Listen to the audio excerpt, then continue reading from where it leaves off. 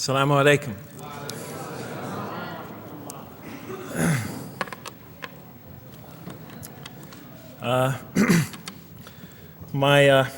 I've come from the University of Kansas. We're playing in the Final Four this very instant.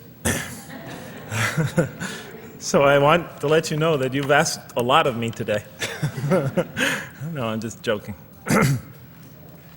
All right, very briefly, I just want to talk a little bit about what the Qur'an has to say about the purpose of life.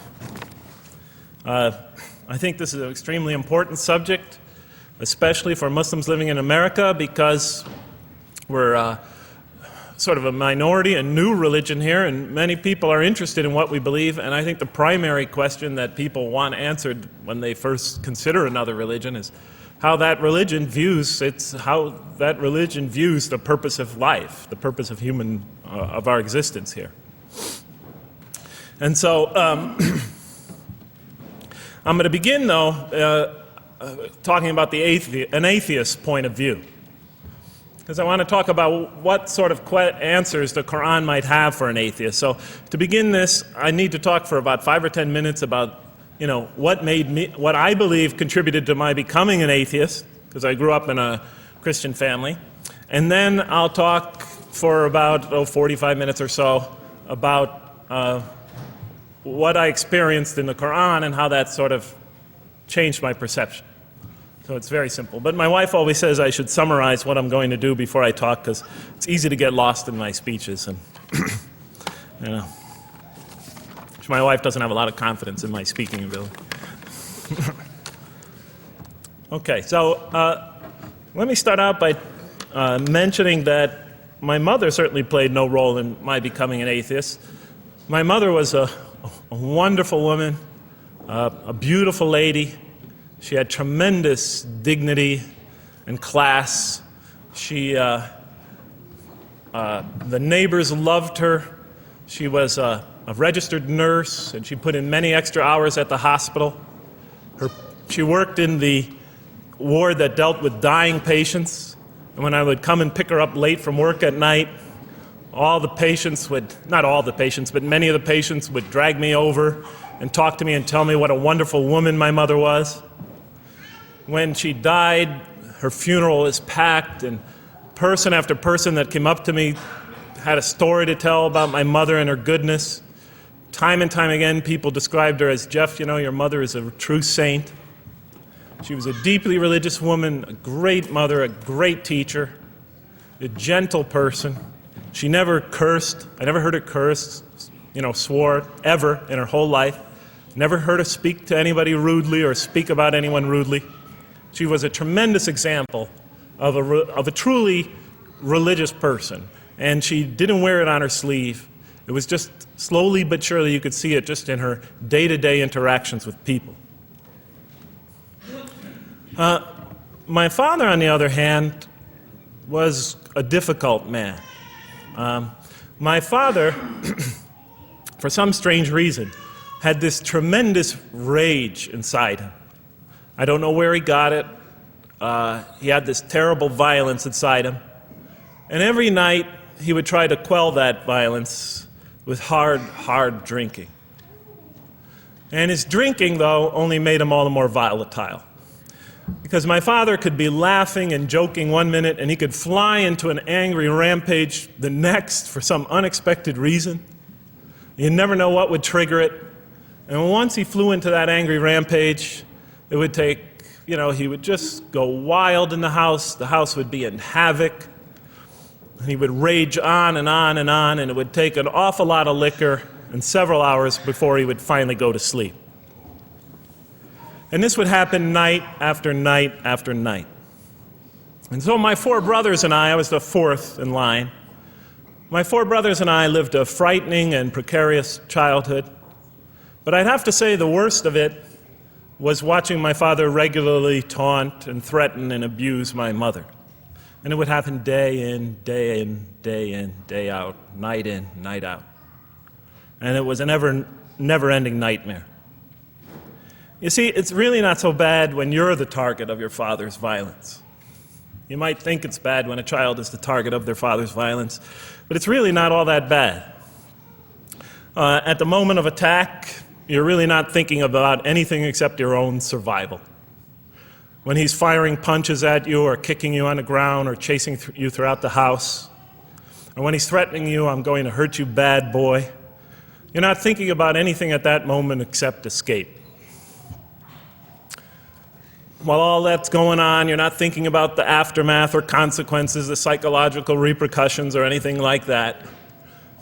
And when it's all over, you might even excuse the onslaught because you figure maybe you somehow deserved it. If not for what you did this time, maybe for something you did in the past. You could always put the blame on yourself. But a far worse fear is the terror that overcomes you when you watch your father go after your mother. Because she's the only source of warmth and kindness, of love and protection that you know. And if he were to take that away, from a little boy's standpoint, then you've lost everything.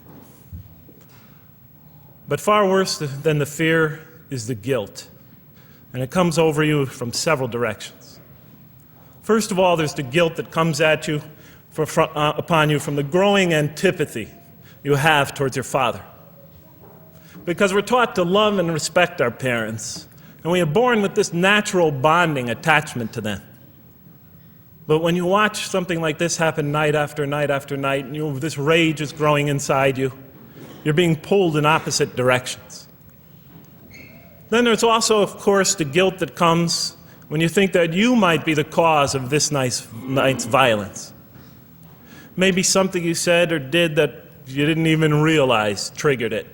Maybe just your father's dislike of you triggered an argument between your mom and him that is now raging on downstairs. But the worst guilt of all, and it is by far the very worst, is knowing that you did nothing to stop your father from hurting your mother. Because while he raged on against your mother downstairs, you hid in your bed and you trembled underneath the covers. Maybe you whimpered and you cried and you put the pillow on your head.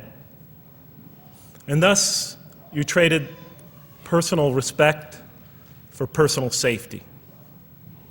And with each such incident, you come to realize with ever greater and greater clarity, you come to realize your own weakness, your own impotence, your own incompetence, your own worthlessness, your own cowardice. And the hate grows and festers inside you, not only for the man that you call father, but for yourself as well. It is a terrible, terrible thing to make a young boy choose between his mother and himself. It is extremely unfair. I noticed that tomorrow there's going to be tomorrow morning a lecture about spousal abuse given by Dr. Shaheen Rizwan. I hope you'll all attend it. I think it's a very important subject. When I was little, I used to daydream about life without my father. I just wanted the violence to go away. I wanted not to be afraid anymore. I felt like I was trapped in a bad dream and there was no way out. And so I prayed to God again and again and again to remove my father from our lives. But he was always there, and very soon I began to wonder if God really was. I could not fathom why God would subject my mom to such lifelong punishment. I could not imagine what great sin she must have committed, or that we, her children, must have committed to deserve my father. I didn't have the maturity to sort out such questions, but I had enough fear and anger to provoke them.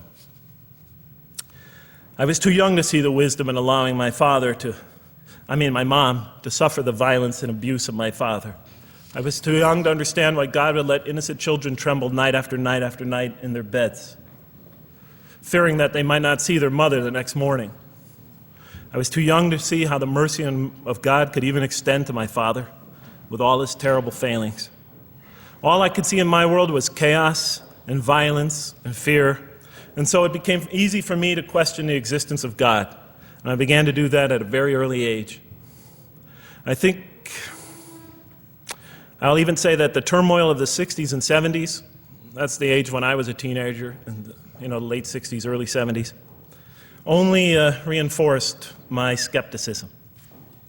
When John and Robert F. Kennedy were assassinated, or Martin Luther King was gunned down, when Vice President Agnew was kicked out of office and Richard Nixon soon after him, when the race riots erupted in city streets like mine, and gang fights erupted in our cities, many of those which I was involved in, when I saw the bizarre and senseless carnage of Vietnam, they all confirmed the lesson that was already ingrained in me and that my father had taught me so well, that the world is dominated by random, consuming, undiscriminating violence. And very soon I began to ask why. Why would God make it that way? Why wouldn't he just pop us into heaven from the first and spare us all this suffering? Why does he let little children in Vietnam get napalmed and run down the street naked on fire when they had done nothing to deserve it? Why does he let the race riots go on? Why does he let the leaders be assassinated? Why does he just let the violence go on and on and on for people who had nothing to do with it? It wasn't of their own making. Why didn't he just make us angels and pop us into heaven if he could make us angels, which I was always taught he could? Why did he make us so susceptible to sin?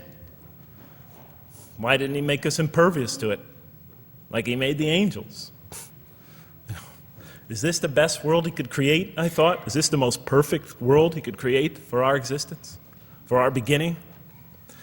I just couldn't figure it. And all the explanations I received from priests and doctors and lawyers, from whoever, spoke to me or taught me, they just didn't make sense to me. In any case, so I became an atheist when I was 16, even though I was going to Catholic school at the time. Declared myself an atheist in one class. It was a confrontation between me and a priest. We were talking about God and the purpose of life. And I expressed my views, and he said, well, then you don't believe in God. I said, well, I guess I don't. And then through my junior and senior year of high school, I got an F in religion, even though I continued to do very well in the tests. In any case, when I was 28, to make a long story short, some friends of mine gave me a copy of the Qur'an. And one night I was sitting in Diamond Heights, my apartment in Diamond Heights in San Francisco. I was working that time at the University of San Francisco. I was 27, 28 at that time, I can't remember. And I ran out of stuff to read, and I took this gift that my friends gave me and I began to read it. And I came to the first verse. Well, I opened the Quran, read the first page, then the second, and then very quickly, in the second surah, about 37 verses into the Quran, I came upon the story of mankind. And I have to admit, I read through it very quickly. It was about 9, 10 verses long, story of the first man and woman. And I recognized some of the details. It was similar to what I had learned when I was a child, but I noticed that there was something wrong. It was apparent to me that whoever authored this Quran, of course I wasn't a Muslim at the time, so I didn't have any idea who that was, whoever authored this Quran clearly did not understand the real meaning of the story, because they had obviously gotten the details confused. They didn't even understand the whole purpose of the story. And so I just read through it once, and then I read through it again, just to try to see what kind of point the author was making, and then I read through it a third time and a fourth, and then I realized this is something strange going on here. I'm going to read this much more carefully. I'm going to need to go through this story line by line, verse by verse, because it's obvious that the author is trying to bring out another point. And I wasn't quite sure what it was, but definitely he packs a lot of meaning into almost every word. And I thought the writer at least seems to have a great measure of brilliance. And so I'll try to sort of take you through what my experience was as quickly as I can. So I came to the 30th verse of the second surah, Surah Al-Baqarah, and it began like this. It said, "Behold, your Lord said to the angels, I am going to place a vicegerent on earth." The Arabic word is khalifa. It means a representative or an emissary of mine. "I am going to place a vicegerent on earth." And they said, the angels said, "Will you place therein one who will spread corruption and shed blood, while we celebrate your praises and glorify your holiness?" And God said, he said, "Truly I know what you do not know." See, that's the verse that hooked me. That's the verse that caught my attention. That's the one that kept on making me read the story again and again and again. Because listen to the way it begins. Behold, your Lord said to the angels, I am going to place a representative of mine on earth, a vicegerent of mine, an emissary, one who acts on my behalf. I thought, that's not the way it goes. You're not supposed to be placing man on the earth in some positive role, some elective office. You place man on earth as a punishment for his sin. Clearly, I knew the author didn't quite get the point. But still, it was an amazing line. But then I come to the next line, and it says, and the angels say, will you place her in one who will spread corruption and shed blood, while we celebrate your praises and glorify you? I looked at it again. I couldn't believe the question. They said, will you place her in one who will spread corruption and shed blood, while we, the angels, celebrate your praises and glorify you? I looked at that and I said, exactly. That would be my question. Why would you create this being, supposedly for some positive role, when he's capable of doing tremendous wrongdoing? When he could spread corruption and shed much blood? Why would you create this violent and pernicious creature when you could create angels? As the angels clearly say, while we, the angels, celebrate your praises and glorify you. They were asking one of the most fundamental questions in the entire history of religion. Why create you, man, this utterly fallible creature, this creature who could rebel against God's will, who could do such tremendous wrongdoing, who could wreak havoc like no other creature on earth, when you can make them angels? And look where the question is being asked. It's being asked in heaven. It's almost like saying, look, why don't you just make them angels and be up here in heaven with us, Why don't you just make them angels, pop them into heaven, he's fine. Why would you put him on earth where he could feel distant from you, where he can work out his worst criminal tendencies, act them out, feeling somehow independent and apart from you and free to do whatever he wants, when you could just make them angels and put them into heaven and make them perfectly submissive to your will? I looked at that question and said, that's my question. I'm not even a single verse into the story of mankind, and there before me I see my question. That whole question, everything that I ever thought, everything that I ever experienced, everything that I ever knew was in that question. It was as if the author took my life and wanted to pick out exactly the right question to humiliate me, to provoke me, to anger me. Why create man, this most destructive and violent creature, when you could make them angels? And then look at the answer. And he said, God said, truly I know what you do not know. In modern parlance, we would say, I know exactly what I'm doing. I read that and said, what? You know what you do not know? You know exactly what you're doing? Well, please inform me. Tell me what you're doing. Because, I'm 28 years old and I haven't figured out it yet. And I have a lot of issues that I'm still dealing with that's connected to this question. You can't just get off that easy. You can't just tell me you know exactly what you're doing. Not after what I've been through. Not after you made me this way. And then I realized, of course, I was arguing with a God I didn't even believe in. And that would happen several times as I read through the Qur'an. And sometimes I would just get into so agitated by what I read, I'd start arguing with this voice that I'm reading before me, that's calling to me. So we turn to the next verse. It turns out that the Qur'an just doesn't dismiss the question. It starts to answer it a little bit. And in the next verse it says, and God taught Adam the names of all things. And then he placed them before the angels and said, tell me their names if you are right. So this verse is clearly referring to the previous one. But notice what it says. Now, from my own background, I remember Adam naming things, but it wasn't connected to any answer to any philosophical question. But here, notice what it says. And he taught Adam the names of all things. And I realized already, just from the first verse, you got to read these verses very carefully because it's packed with a lot of symbolism and meaning.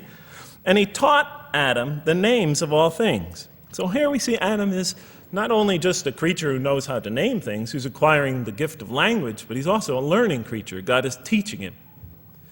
Then right here, right in this verse, and it'll come even clearer in the subsequent verses, that the very first thing that the Qur'an is going to emphasize here is man's intellect.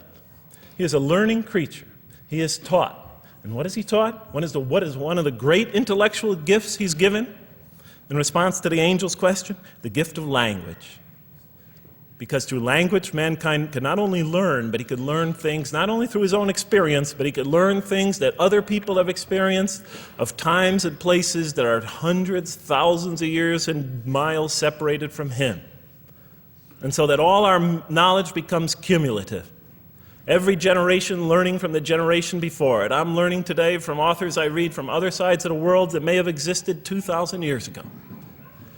And so we all contribute to our collective learning and knowledge. And so I'll see later in the Qur'an, when the Qur'an will emphasize this again and again and again. Like in one verse it says, read in the name of your Lord who created. Created a man out of a tiny creature that clings. Read, it commands the reader. For your Lord is most bountiful. Why is he most bountiful? What great gift did he give you? For he taught man the use of the pen. And through it taught him what he otherwise could not know. And time again, the Qur'an will call upon man to use his intellectual faculties and swear by his intellectual faculties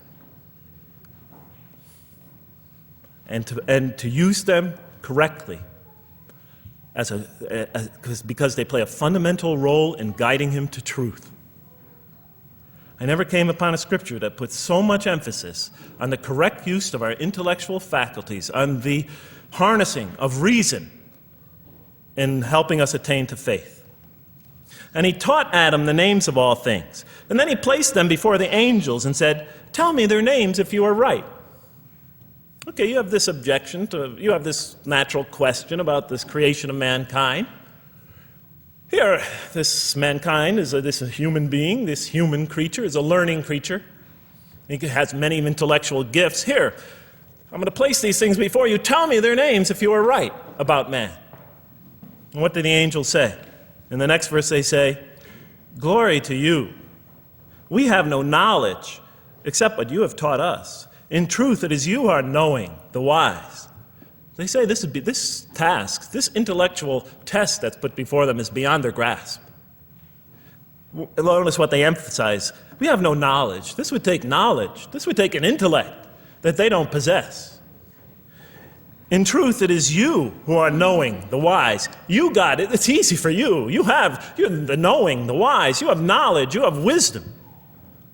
But this would take knowledge and wisdom that is beyond us. And so in the next verse we read, and he said, "O Adam, tell them their names." And when he had told them their names, notice how it's just like it's nothing for him. For mankind, he has this phenomenal ability. And when he had told them their names, as if it's just a triviality for man, he names them.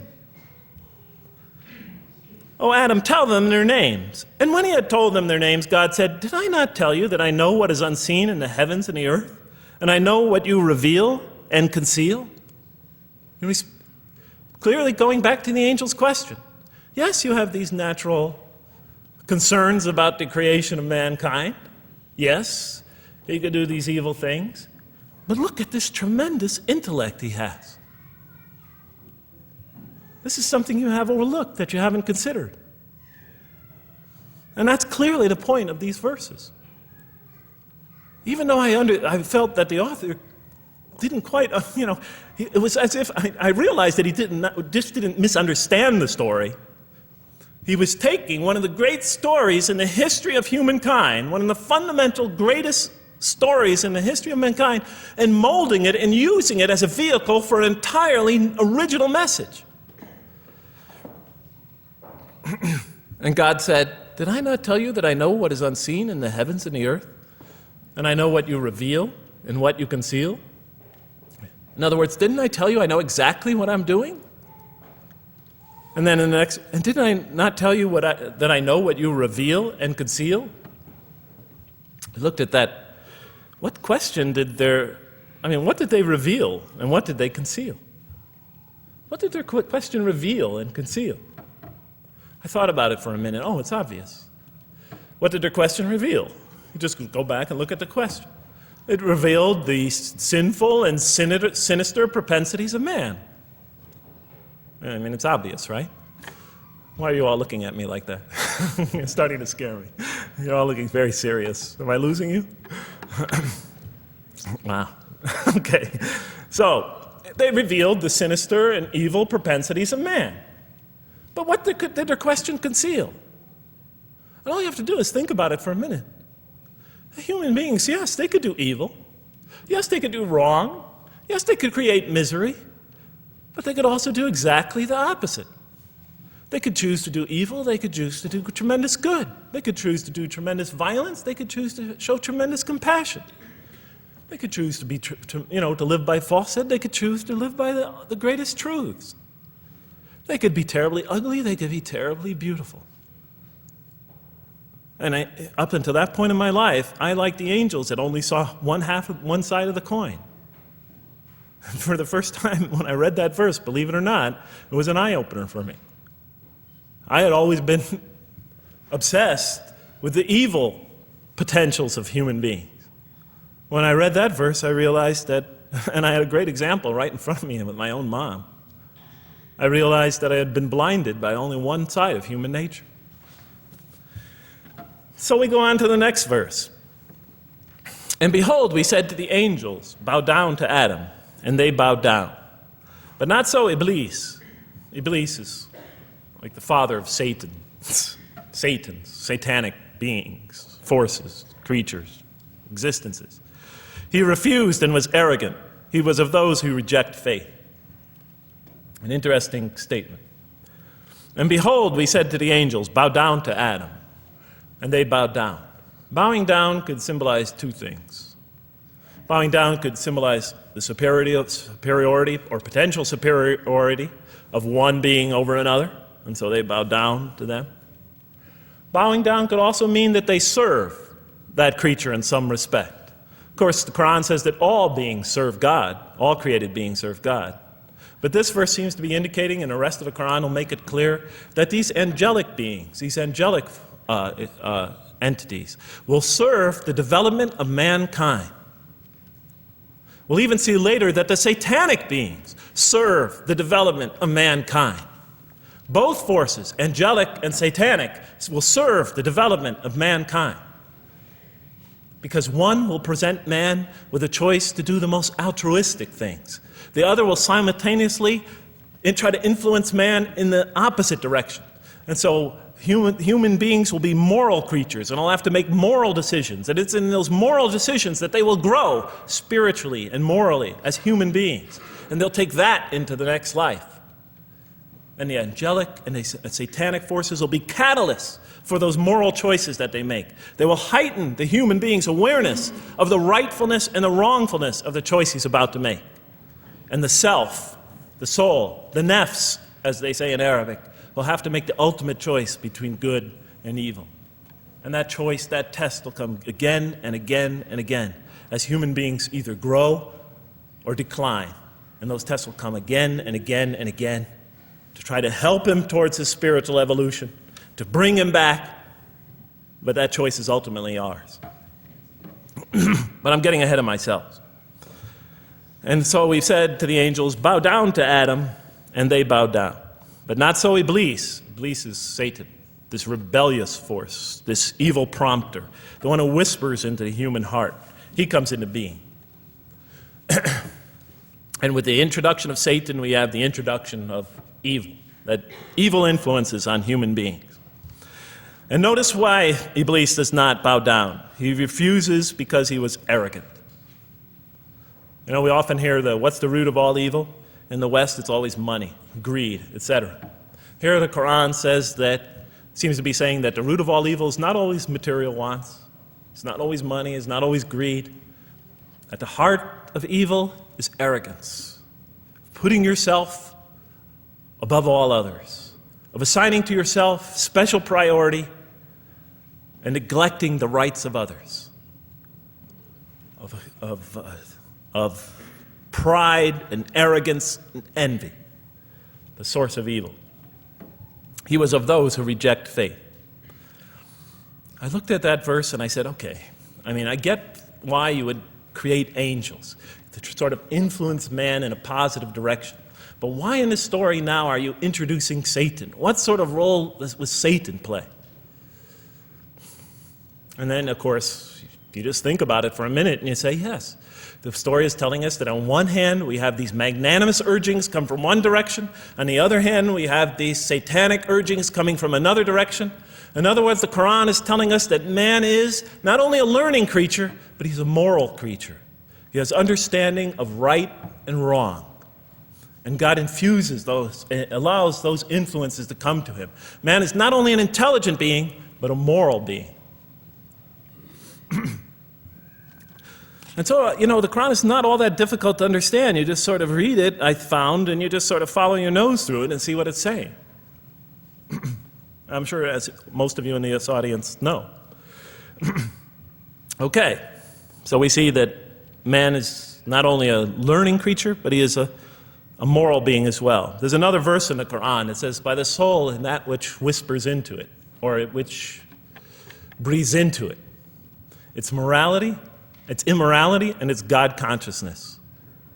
Both of these we are under the influence of. And God allows us to be under the influences of.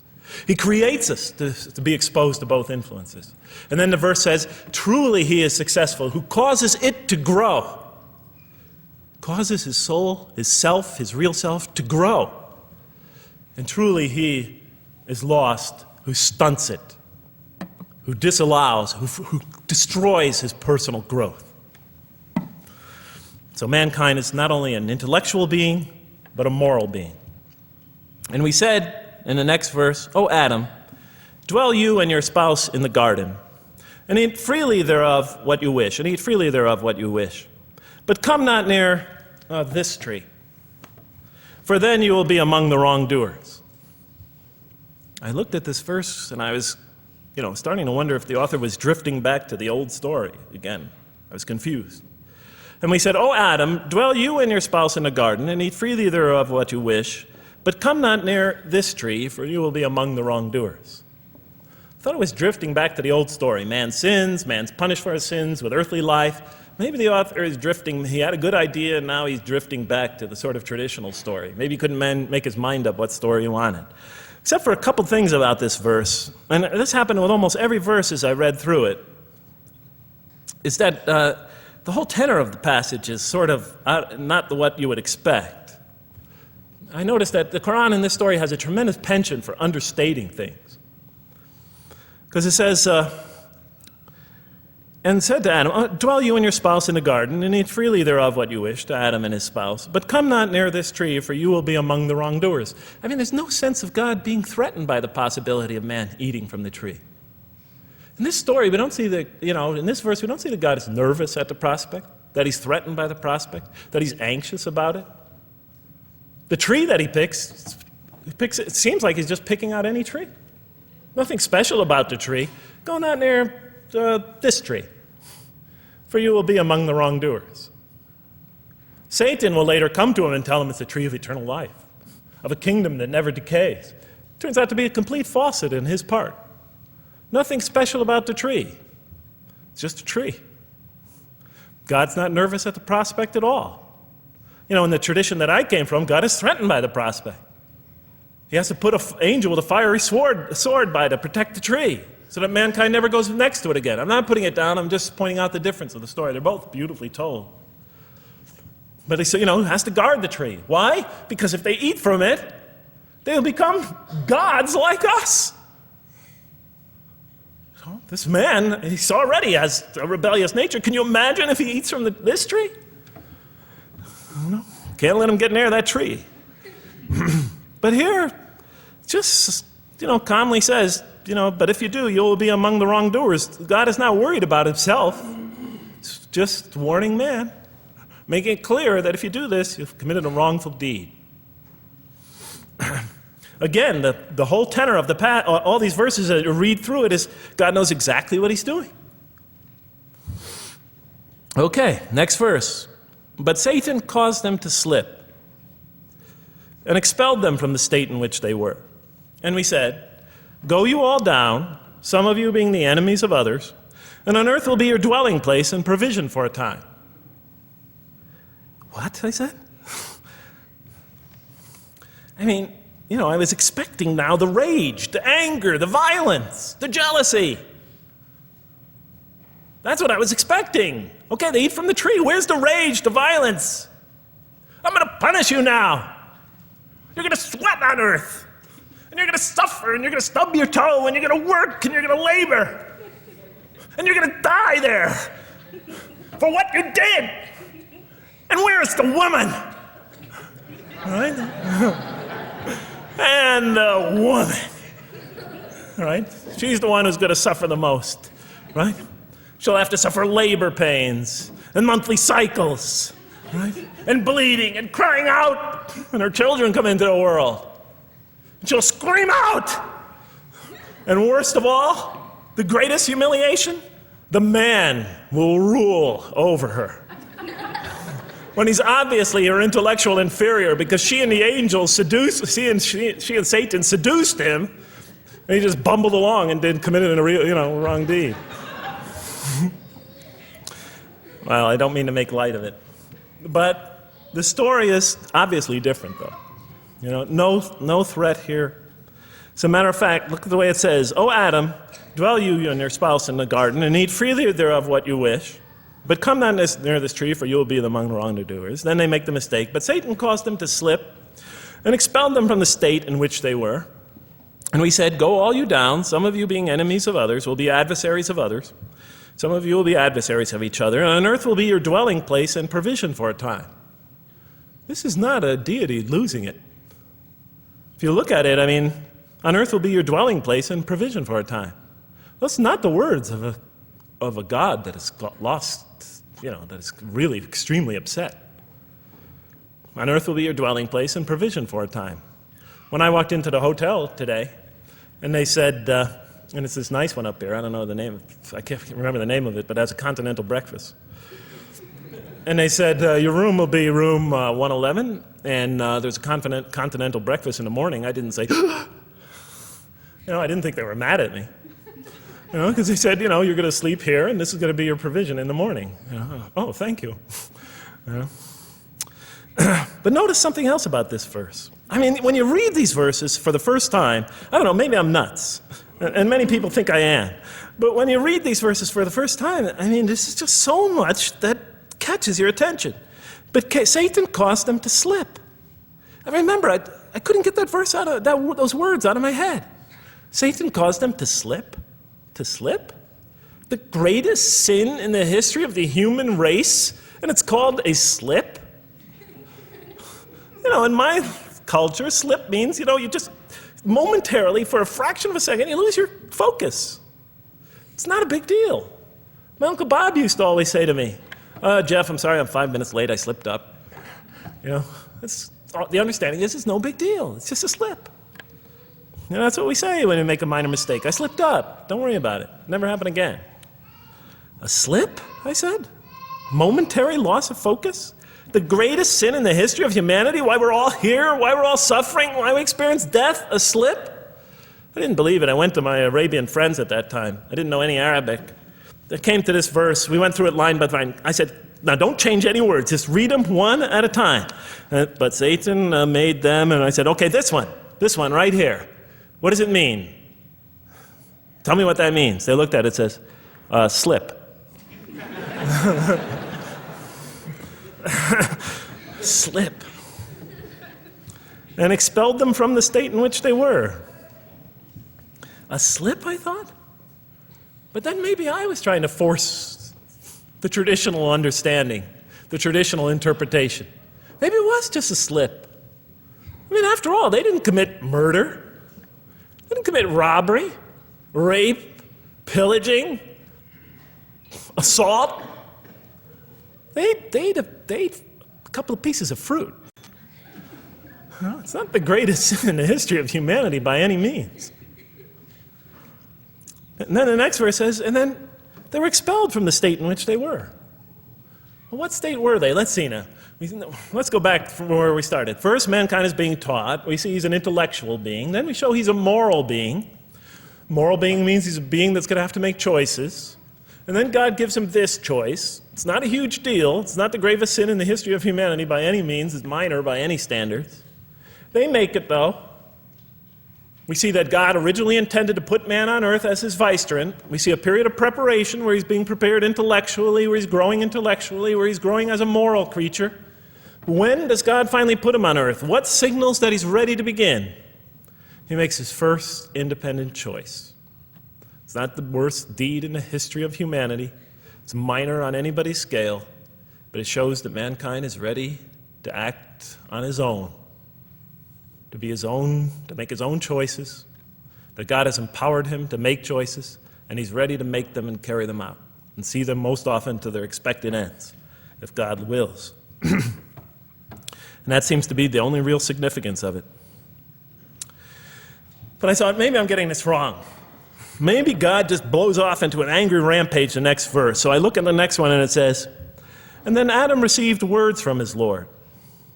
And God turned to him mercifully, for he's oft returning, ever merciful. Well, if I had any doubts up till now that God is not enraged by what this has happened, that God hasn't prepared mankind for this choice, for what was eventually going to happen, that all this was preparation for mankind to begin his earthly sojourn in this famous allegory. If I had any doubts before now, I had them, certainly didn't have them after reading this verse. This verse is entirely consoling, reaching and merciful, reaching out to mankind in mercy. Mankind goes to earth. He's obviously afraid. He obviously feels remorse. He's in an unfamiliar environment. And what does God do? He turns to him. He turns to him. In Arabic, the word has the meaning of like a father turning towards an infant or a child or somebody, or a parent, a mother turning towards her child. And he turns to him mercifully, and for God is oft returning, ever merciful. And Adam receives words from his Lord. What kind of words? Probably words of consolation, words of hope, words tell him not to be scared. And in the next verse, we see those are exactly the type of words that Adam receives. He says, go down, Adam and his spouse. Go down from this state, all of you together. Repeating that again, just so that we know that this is not a punishment here. Go down from this state, all of you together, and truly there will come to you guidance from me. And whoever follows my guidance has nothing to fear, nor shall they grieve.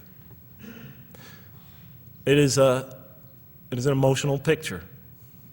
This young couple is here, in fear and in shame, feeling remorse, and God reaches out to them and turns towards them and tells them, you have nothing to fear, nor shall you grieve.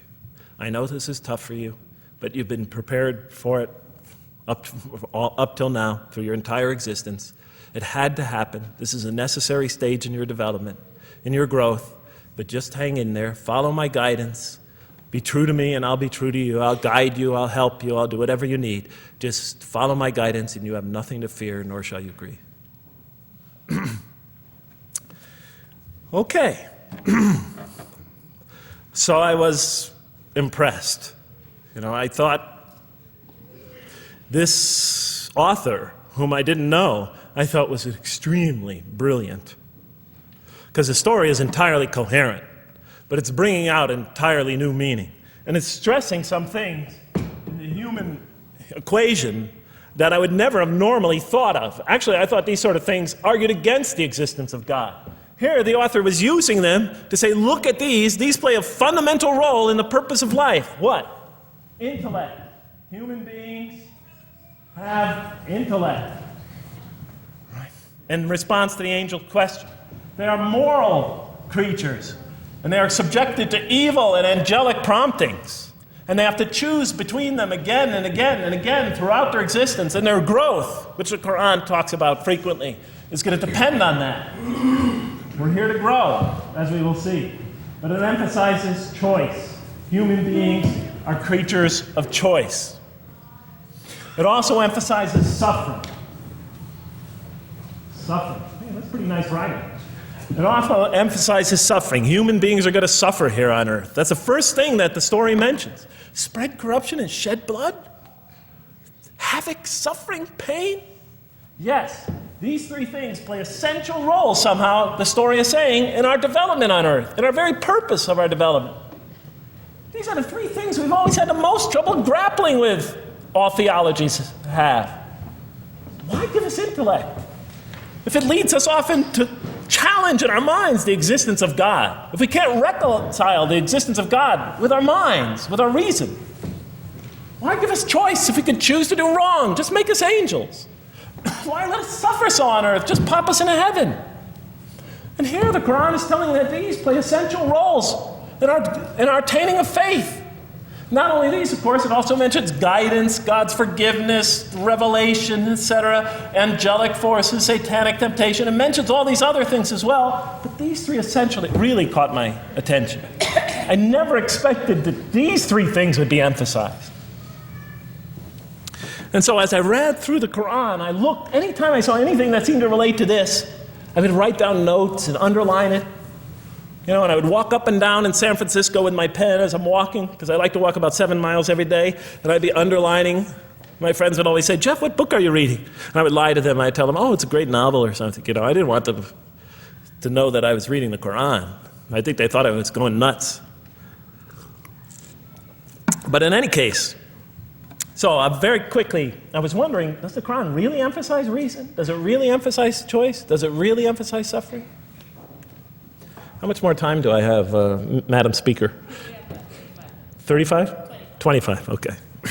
I'll do the best I can.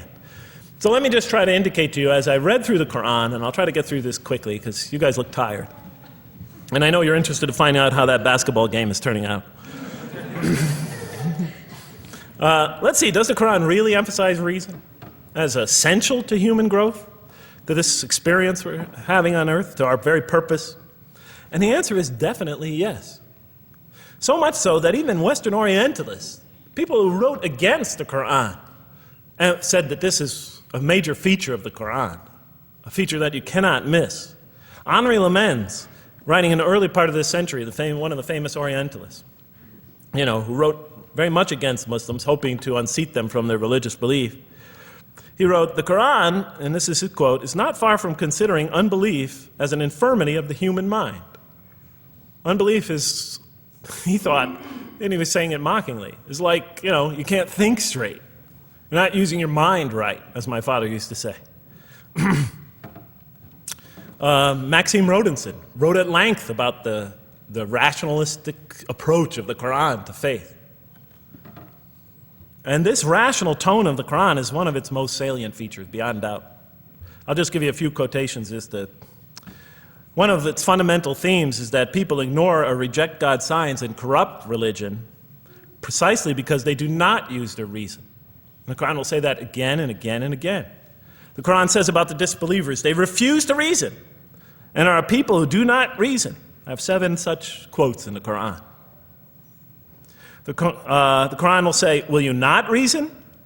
It mentions that 14 times to the reader. God reveals signs and lessons and admonitions so that, and this is a quote from the Qur'an, perhaps you will finally use your reason. There are 8 such statements in the Qur'an. From the Qur'an's viewpoint, reason and faith are allies, just as illogic and false belief are allies. And it clearly sets the conflict along these lines. It says the right way has henceforth become clear from error. Those who benefit most from the Qur'an are persons of insight. 16 such statements in the Qur'an. Firmly rooted in knowledge, 8 such statements. Use the reason, 10 such statements. Stand on clear evidence and proof, 7 such statements.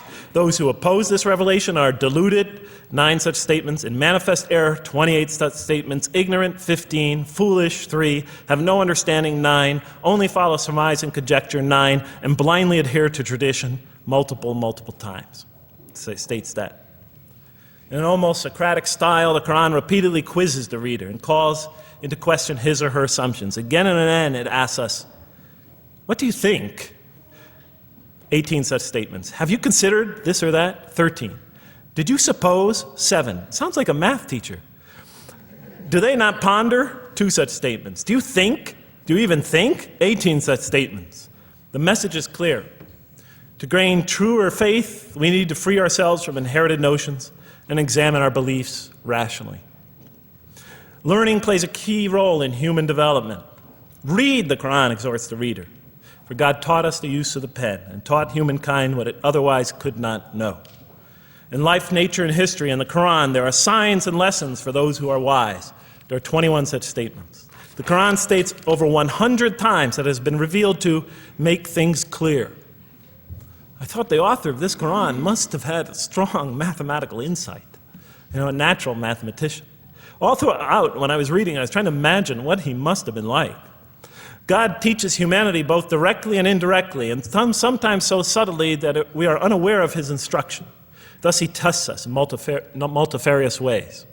Of course, I just want to make it clear, Muslims believe God himself is the author of the Qur'an. Sometimes I give this speech and people come away and ask me, Jeff, who is the author of the Qur'an anyway?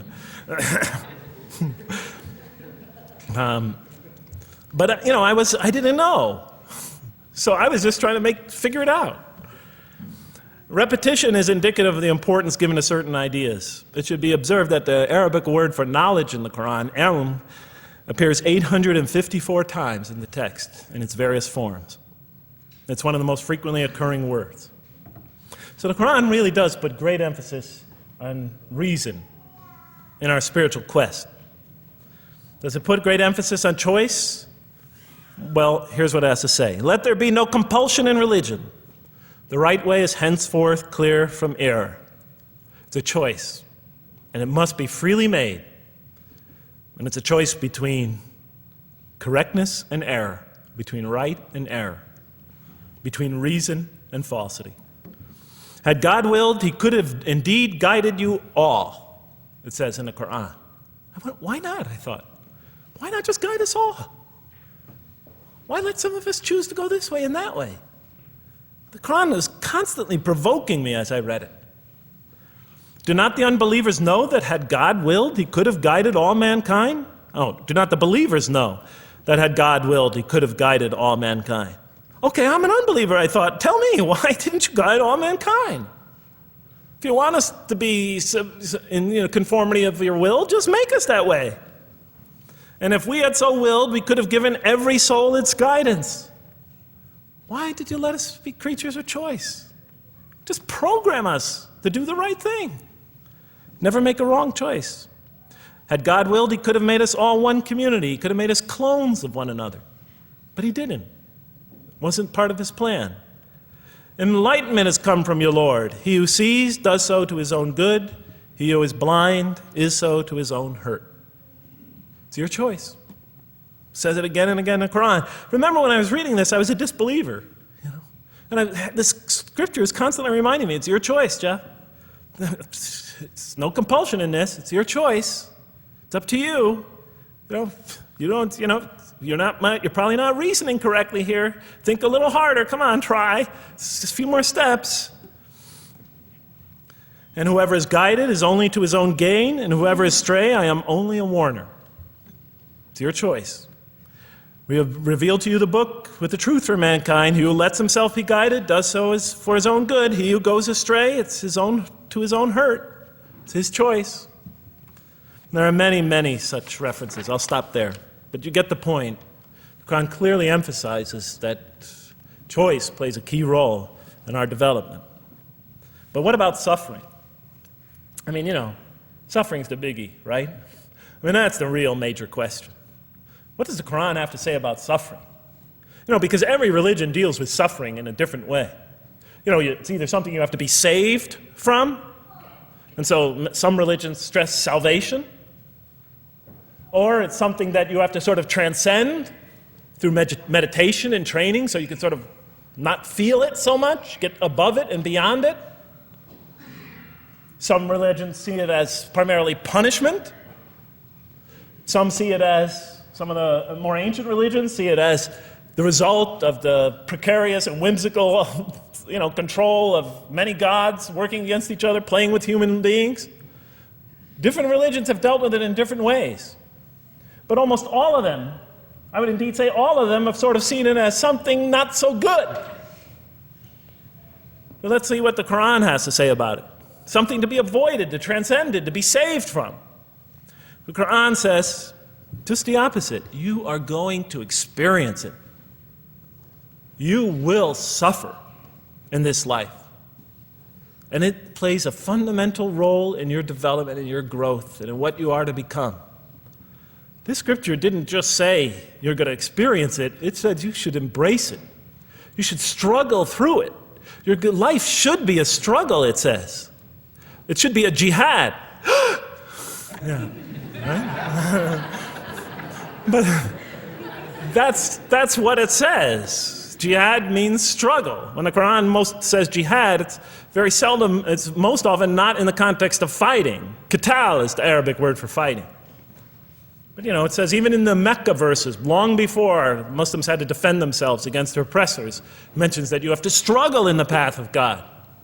With the Quran, it even says. Struggle in the path of God with this Quran. Life is a struggle. It says in one verse, most assuredly we will try you with something of danger and hunger and the loss of worldly goods, with the loss of your lives and the fruits of your labor. Most assuredly we will try you. It's not just talking about evil people, good people. But give the good news, the glad tidings. Be happy for those who are patient in adversity and suffering. Good news, I thought? Doesn't the author understand the terrible effects of suffering? Give the good news to those who are patient through adversity, who when calamity befalls them say, truly unto God we belong and truly unto him we shall return. In other words, that this could benefit them. It was a remarkable statement. Here's another one. Do you think that you can enter paradise without having the like of those who passed away before you? And the next verses start to explain these people were good people who suffered terribly. Do you think that you can enter paradise without going through the same? Why, I thought? Why do we have to suffer in life? Misfortune and hardship befell them, and so shaken were they that the apostle and the believers with him would exclaim, when will God's help come? These are good people. When will God's help come? Oh, truly, God's help is always near. You will certainly be tried in your possessions and yourselves, the Quran tells the reader. You're going to face hardship. It's guaranteed. Every soul must taste of death, and we try you with calamity and prosperity, both as a means of trial. And to us you are returned. You are going to have hardship here. There is going to be no heaven on earth. This environment is made to be an environment of adversity. It is made to be an environment where you have to work, where you have to struggle, where you have to strive. And it plays a key role. Oh man, truly you've been toiling to your Lord in painful toil, but you shall meet him. You're toiling, yes, but you shall meet him. We certainly created man to face distress. What, I thought? We certainly have created man to face